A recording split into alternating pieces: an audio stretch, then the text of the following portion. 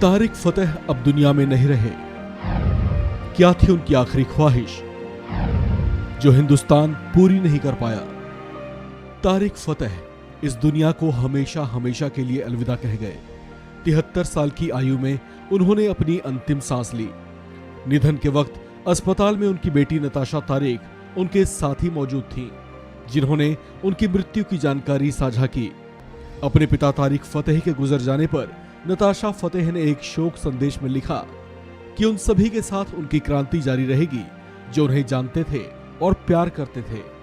तारिक फतेह एक मशहूर लेखक और पत्रकार थे, जिनका जन्म पाकिस्तान में हुआ था।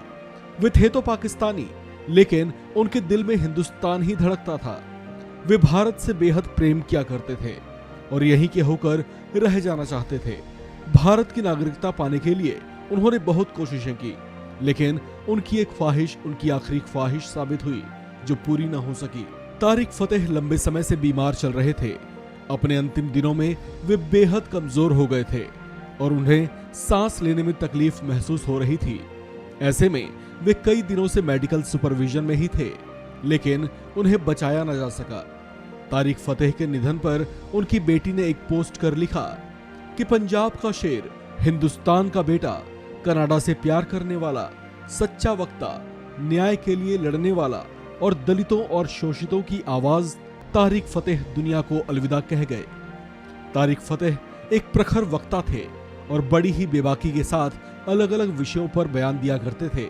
वे अक्सर आतंकवाद और पाकिस्तान को लेकर दिए गए अपने बयानों को लेकर चर्चाओं में रहते थे। वे खुद को हिंदुस्तान का बेटा बताते थे।